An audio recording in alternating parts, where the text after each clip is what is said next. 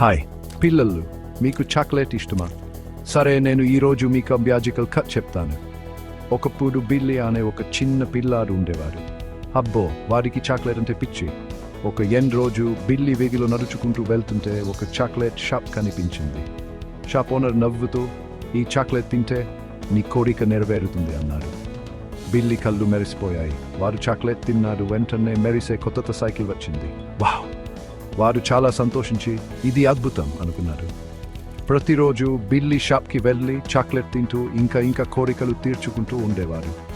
కొత్త బొమ్మలు, ఆటలు ఏమైనా కానీ త్వరలోనే ఏదో వింత జరగడం ప్రారంభించింది.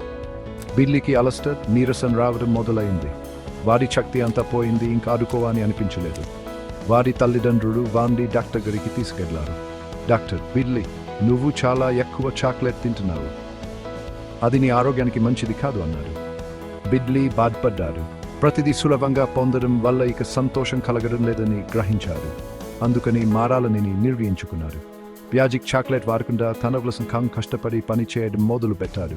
వారు గదిని శుభ్రం చేసుకున్నారు. తల్లిదండ్రులకు సహాయం చేశారు. హోంవర్క్ చేశారు. జేబు డబ్బులు దాచుకున్నారు. మరియు మీకు తెలుసా, బిల్లీ బలంగా, సంతోషంగా, ఆరోగ్యంగా అనిపించింది. చివరికి బిల్లీ చాలా ముఖ్యమైన పాఠం నేర్చుకున్నాడు. నిజమైన విజయం కష్టపడి కృషి చేయడం వల్ల వస్తుంది. మీలాగే పిల్లలు, మీరు కృషి చేసినప్పుడు ఫలితాలు చాక్లెట్ కంటే తీయగా ఉంటాయి. కాబట్టి గుర్తుంచుకోండి, కష్టపడి పని చేయండి, మీరు ఏమైనా సాధించవచ్చు. చూసుకునే వాదాలు, మళ్ళీ కలుద్దాం. Bye bye.